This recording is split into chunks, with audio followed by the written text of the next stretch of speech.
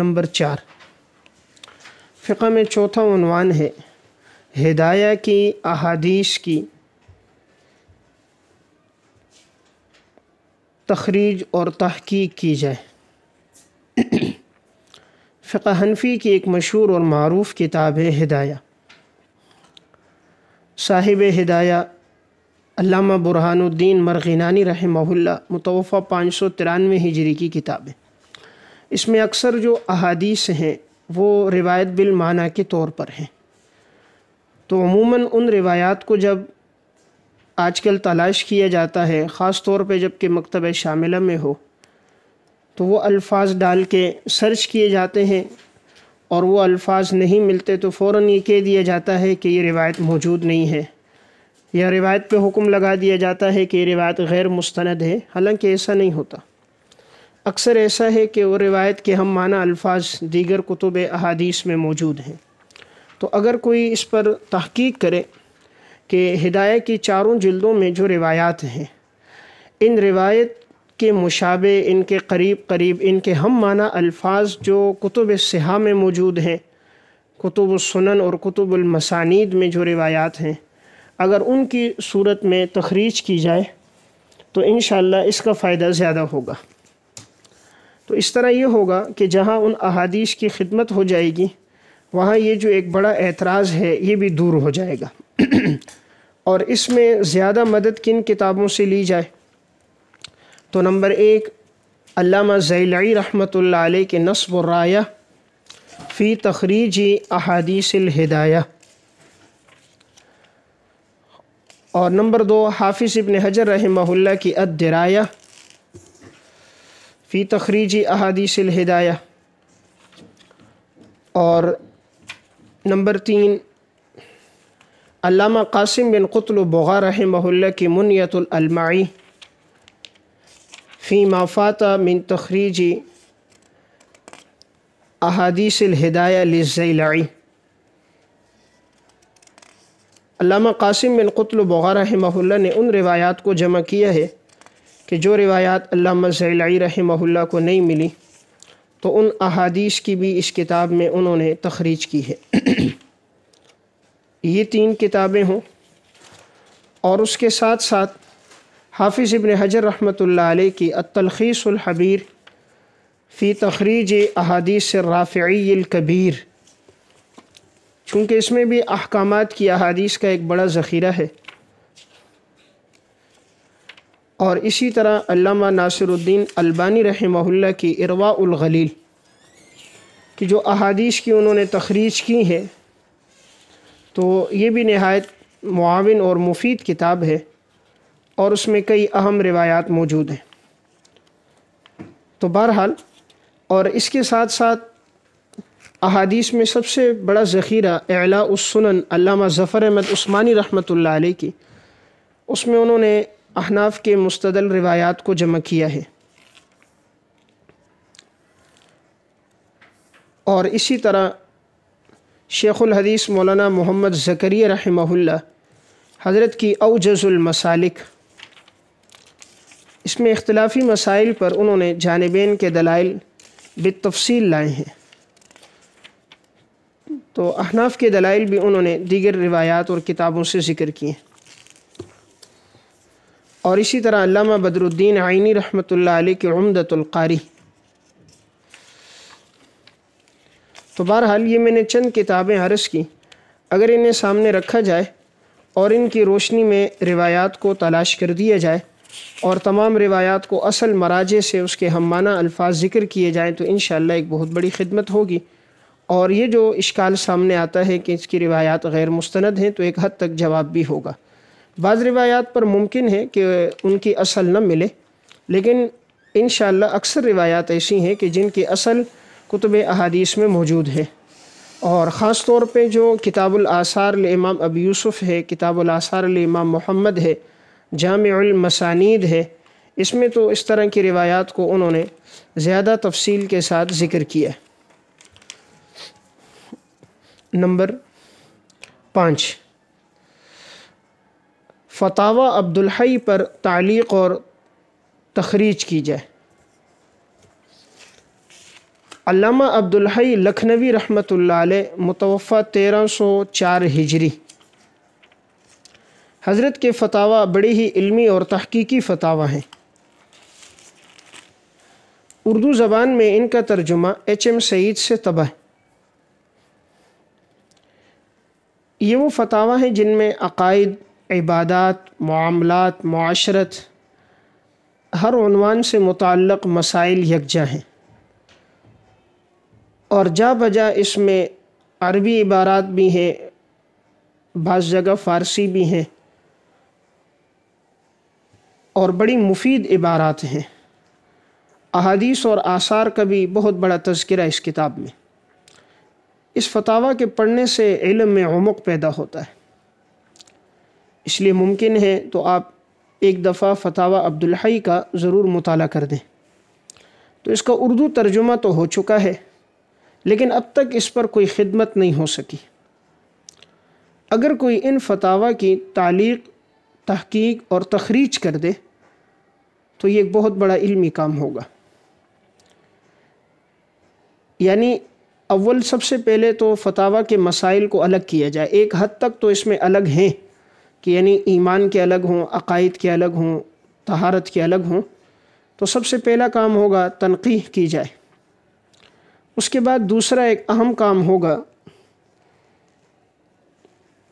کہ ان کو جدید انداز میں ان کی کمپوزنگ کرائی جائے تاکہ ان کے اندر تصحیحات ہو سکیں اور اغلاط کی نشاندہی ہو، اور پھر جو جا بجا عبارات ہیں اصل مراجع سے ان کی تخریج ہو جائے۔ جو انہوں نے فقہی عبارات جا بجا ذکر کی ہیں، کتاب کا نام ذکر کرتے ہیں، تو اصل مراجع سے اس عبارت کو لے لیا جائے۔ جو احادیث ہیں ان کا بھی حوالہ ذکر کر دیا جائے، جہاں ضرورت محسوس ہو وہاں حاشیے میں مزید وضاحت اور تشریح کر دی جائے۔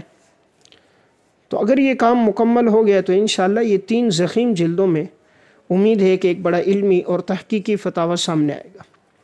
خصوصاً اس کی پہلی جلد کے اندر جو مسائل ہیں وہ بہت مفید مسائل ہیں۔ تو جس طرح اب فتاویٰ محمودیہ پہ کام ہو چکا ہے، کفایت المفتی تخریج تعلیق کے ساتھ طبع ہو چکا ہے، فتاویٰ رشیدیہ چھپ چکا ہے، اگر اس طرح کا کام اس فتوے پر ہو جائے تو انشاءاللہ بہت فائدہ ہوگا۔ علامہ عبدالحی لکھنوی رحمہ اللہ وہ شخص ہیں جسے اللہ تعالیٰ نے قرآن کریم، احادیث، رجال، فقہ اور فنون میں بہت مہارت دی تھی۔ عمر بھی ان کی کم تھی، 40 سال عمر تھی۔ 1264 ہجری میں پیدا ہوئے ہیں، 1304 میں انتقال ہوا ہے، اور چھوٹی بڑی ان کی کتابیں دیکھی جائیں، رسائل سب ملا کر تقریباً 102 بنتے۔ انہوں نے اپنی زندگی کے حالات خود بھی لکھے ہیں النافع الکبیر لمن یطالع جامع صغیر میں، اور اپنی کتابوں اور رسالوں کے نام بھی لکھے۔ ان کے زیادہ تر رسائل مجموعہ رسائل لکھنوی میں موجود ہیں۔ یہ 6 جلدوں میں ادارۃ القرآن والعلوم الاسلامیہ سے طبع ہے، تو اس میں ان کے زندگی کے تقریباً تمام اہم رسائل اس میں ہیں۔ اس کے علاوہ ان کی یہ جو چند مفید کتابیں ہیں، اگر اسے مطالعے میں رکھیں گے فائدہ ہوگا۔ ایک ظفر الامانی، یہ میر سید شریف جرجانی کی جو اصطلاح پر مختصر کتاب تھی اس کی شرح، ظفر الامانی، تو اصول حدیث پر بہت جامع کتاب ہے، اور اس پر شیخ عبد الفتاح ابو غدہ رحمۃ اللہ علیہ کا حاشیہ بھی موجود ہے۔ اس طرح ان کی دوسری السعایہ فی کشف ما فی شرح الوقایہ، یہ انہوں نے شرح وقایہ کی شرح لکھی تھی، باب الاذان تک پہنچے، انتقال ہو گیا۔ یہ بہت جامع کتاب تھی، اس میں روایات، آثار، فقہی، حدیثی تمام مباحث لی۔ تو ان کا اسلوب اس طرح تھا جس طرح امام نووی رحمہ اللہ متوفہ 676 ہجری کی المجموع شرح المہذب ہے، اور امام ابن قدامہ رحمہ اللہ متوفہ 620 ہجری کی المغنی ہے۔ اس طرز پر انہوں نے کتاب لکھنا شروع کی تھی لیکن مکمل نہ ہو سکی۔ اور ان کی تیسری اہم ہے التعلیق الممجد۔ التعلیق الممجد یہ موطا امام محمد کی شرح، موطا امام محمد کی بڑی مفصل اور محقق شرح ہے، تو اسے بھی مطالعے میں رکھا جائے، انشاءاللہ اس سے بھی بہت فائدہ ہوگا۔ اور اس طرح الفوائد البہیہ فی تراجم الحنفیہ، اس میں احناف کے تراجم ذکر ہیں، علماء احناف جتنے گزرے ہیں ان کے تراجم انہوں نے لیے ہیں۔ تو بہرحال مجموعہ رسائل لکھنوی بھی آپ مطالعے میں رکھیں اور یہ 4 کتابیں بھی انشاءاللہ فائدہ ہوگا۔ تو میں بات یہ عرض کر رہا تھا کہ علامہ عبدالحی لکھنوی کے فتاویٰ اردو میں طبع ہیں، لیکن ان پر اب تک کوئی تعلیق اور تحقیق نہیں ہو سکی۔ نمبر 6، فتاویٰ عزیزی پر تعلیق، تحقیق اور تخریج کی جائے۔ شاہ عبدالعزیز رحمہ اللہ متوفی 1239 ہجری، ان کے فتاویٰ عزیزی اردو زبان میں اس وقت موجود ہیں اور یہ بھی ایچ ایم سعید سے طبع ہے۔ شاہ عبدالعزیز رحمہ اللہ کی کتابوں میں معروف کتاب زیادہ بستان المحدثین ہے، جس میں محدثین کے حالات کے تراجم کتابوں کا تعارف ہے، اور ایک ان کی تحفہ اثنا عشریہ ہے جو روافظ کی تردید پر ہے، اور ایک ان کی تفسیر عزیزی ہے۔ ان میں آخری 2 سپارے تھے، پہلا سپارہ ہے اور دوسرے میں پہلے پاؤ تک ہے، اور یہ چوتھی اہم فتاویٰ عزیزی ہے۔ تو فتاویٰ عزیزی میں نہایت مفید مباحث ہیں، اگرچہ ایک قول یہ بھی ہے، بعض اہل علم کی رائے یہ ہے کہ فتاویٰ عزیزی شاہ عبدالعزیز کی باقاعدہ تصنیف نہیں ہے، بلکہ مختلف اوقات میں جو ان سے مسائل پوچھے گئے تو انہوں نے وہ بتائے۔ تو اس میں بہت سی چیزوں کا اضافہ بھی کیا گیا ہے جو ان کی طرف سے نہیں ہے۔ حضرت شیخ الاسلام مفتی محمد تقی عثمانی صاحب دامت برکاتہم نے اصول الافتاء و آدابہ میں اس کا ذکر کیا کہ انہوں نے اپنے والد صاحب رحمۃ اللہ علیہ کے حوالے سے نقل کیا کہ وہ فرماتے تھے اس میں بعض چیزوں کو جو بڑھا دیا گیا ہے اور بعض چیزوں کا اضافہ ہے وہ ان کی طرف سے نہیں، اس لیے اگر اس فتاویٰ کی تنقیح کی جائے کہ ایسے مسائل جو ان سے منقول نہیں ہیں اور جس سے اہل باطل فائدہ لے رہے ہیں اور جو ان کی شخصیت سے بہت بعید ہے کہ اس طرح کی وہ باتیں نقل کرے، تو ان کی تنقیح اور تہذیب کی جائے، اور جو مسائل موجود ہیں ان پہ تعلیق اور تحقیق کی جائے، روایات کی تخریج کی جائے اور اصل مراجع سے حوالہ ذکر کیا جائے حاشیے میں، تو انشاءاللہ اس فتاویٰ کی اہمیت بڑھ جائے گی۔ نمبر 7، جدید پیش آمدہ مسائل کو یکجا کر کے شائع کیا جائے۔ جدید پیش آمدہ مسائل، آج کے دور میں جو نئے نئے مسائل سامنے آ رہے ہیں، اس وقت ضرورت ہے ایک ایسے فتاویٰ کی جس میں تمام نئے پیش آمدہ مسائل کو ابواب کی ترتیب پہ یکجا کر کے شائع کیا جائے۔ اب جو نئے نئے مسئلے پیش آتے ہیں، ضرورت پڑتی ہے کہ ان مسائل میں ہر مسئلے میں دارالافتاء کی طرف جانا پڑتا ہے، اور اہل علم کے لیے بھی دشواری ہوتی ہے، ہر ایک ان مسائل کے جوابات نہیں دے پاتے۔ تو ایک حد تک تو الحمدللہ مسائل اس میں آ چکے ہیں، جدید فقہی مسائل میں حضرت مولانا خالد سیف اللہ رحمانی صاحب دامت برکاتہم کی کتاب ہے 2 جلدوں میں، لیکن بہت سے مسائل اب نئے نئے بھی سامنے آ رہے ہیں، بہت سی چیزیں ان سے رہ بھی گئی ہیں۔ تو اگر ان تمام فتاویٰ کو دیکھ لیا جائے جو اردو کے فتاویٰ ہیں ان کے اندر بھی تلاش کر دیا جائے، موجودہ دارالفتاؤں میں بھی ایک چکر لگا کر کے آج کے دور میں نئے نئے مسائل کون سے پوچھے جا رہے ہیں، دارالفتاؤں سے بھی وہ مسائل یکجا کیے جائے، اور اس طرح جتنے بھی رسائل چھپتے ہیں رسالوں میں جو سوال اور جواب کے عنوان میں جو مسائل پوچھے جا رہے ہیں، اس طرح جنگ اخبار میں پوچھے جا رہے ہیں، ایکسپریکس میں ہے، دیگر اخبارات میں ہے، رسائل میں ہے، جرائد میں ہے، اور جو پیش آمدہ نئے مسائل ہیں، اگر ان مسائل کو یکجا کیا جائے، ابواب کی ترتیب پہ اور آسان انداز میں پیش کیا جائے، تو انشاءاللہ اس کی افادیت عوام میں بھی ہوگی، اہل علم میں بھی ہوگی۔ نمبر 8،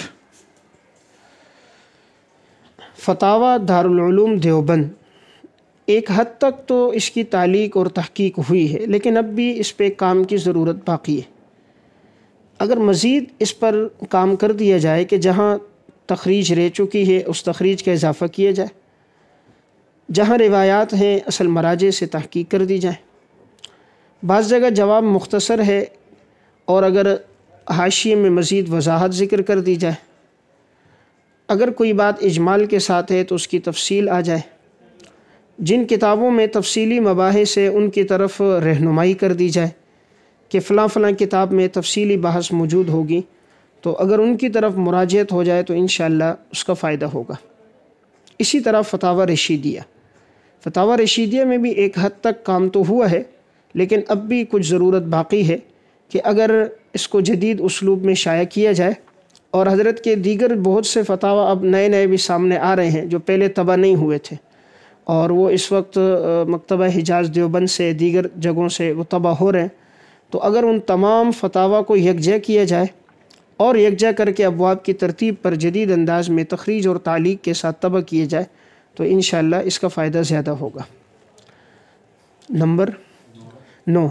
اکابر علماء دیوبند کی جو فقہی خدمات ہیں، فقہی خدمات کو الگ سے شائع کیے جائے۔ علماء دیوبند کی تفسیری خدمات، حدیثی خدمات، فقہی خدمات، تینوں عنوانات ہیں۔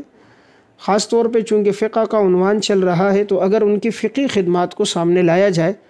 کہ اکابر علماء میں سے کن کن حضرات نے فقہ کے کن کن عنوانات پہ لکھا ہے،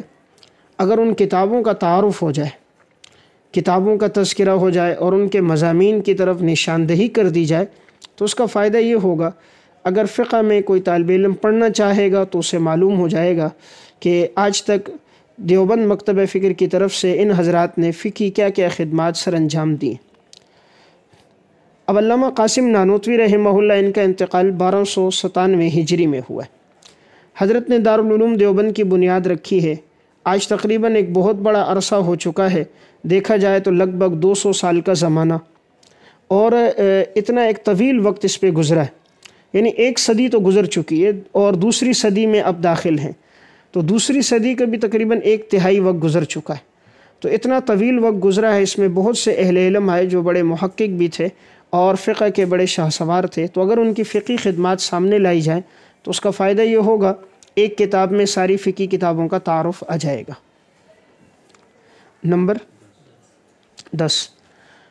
اکابر کے جو فقہی کتب اور رسائل ہیں ان کی تعلیق اور تخریج کی جائے۔ بہت سی فقہی کتابیں ایسی ہیں جو اکابر نے فقہ کے عنوانات پہ لکھی ہیں، لیکن اور ان کتابوں پہ اب تک کوئی کام نہیں ہو سکا، ان سے استفادہ نہیں ہو پاتا، تو چونکہ وہ جدید انداز میں شائع نہیں ہوئی اور وہ قلمی نسخے ہیں یا بات ہاتھ کے لکھے ہوئے ہیں، آج کے دور میں جس طرح کمپیوٹرائز ایڈیشن نہیں ہے تو اس میں اغلاط بھی بہت ہیں، کام بھی نہیں ہے۔ جیسے آپ حضرت حکیم الامت مولانا اشرف علی تھانوی رحمہ اللہ کی بوادر النوادر، بہت علمی کتاب ہے اور بڑی عالمانہ کتاب ہے یہ، لیکن اب تک میں نے نہیں دیکھا کہ اس کا کوئی نسخہ محقق شائع ہوا، اور حضرت کو بھی اس کتاب سے بڑی محبت تھی، آخری عمر تک آپ فرماتے تھے کب چھپ کر آئے گی، میری روح اس میں اٹکی ہوئی ہے، تو حضرت کو خود بھی اس سے بڑی دلچسپی تھی، اور اکثر حضرت کی اپنی تحریرات ہیں۔ عموماً بہت سی کتابیں ایسی ہیں جو حضرت کے مواعظ ہیں یا ملفوظات ہیں، لیکن یہ وہ ہیں کہ جو اکثر حضرت کی اپنی تحریریں ہیں، اپنے قلم سے لکھی ہوئی ہیں، تو اگر اس کتاب پر کام ہو جائے یا اسی طرح اکابر کی دیگر جو فقہی کتابیں ہیں ان کی تعلیق تخریج ان رسائل پر ہو تو یہ بہتر ہے، بجائے اس کے کہ آدمی آج کے دور میں نیا کام کرے، وہ اکابر کی کتابوں پر ہی کام کرے۔ اکابر کی کتابوں پر کام کرنا یہ زیادہ مفید ہے۔ تقریباً ہر اہم عنوان پہ انہوں نے لکھا ہوا ہے، الا ماشاءاللہ تقریباً بہت سے عنوانات ایسے ہیں کہ جو ان حضرات نے لکھ دیے ہیں۔ حضرت شیخ عبدالفتاح ابو غدہ رحمہ اللہ متوفی 1417 ہجری، حضرت کی زندگی میں بھی یہ بات تھی کہ انہوں نے زیادہ تر اکابر کی کتابوں کو لے کر ان پہ تعلیق، تحقیق، تخریج، حواشی لکھے ہیں، اور بہت سی کتابوں پہ ان کے حواشی ہیں، 3 رسائل ہیں، 4 رسائل ہیں، 5 رسائل ہیں، تو اس کی افادیت زیادہ ہوتی ہے۔ تو اس طرح اگر جو کتابیں ہوں ان کو سامنے لے لیا جائے تو انشاءاللہ اس کا فائدہ بہت ہوگا۔ تو بہرحال یہ میں نے آپ کے سامنے 10 عنوانات ذکر کر دیے فقہ کے اعتبار سے، تو ان پہ اگر کام ہو تو انشاءاللہ اس کا فائدہ ہوگا، اور پھر جس فن میں آدمی لکھنا چاہتا ہے تو خود ہی اس کے سامنے بہت سے نئے نئے عنوانات بھی آتے رہتے ہیں۔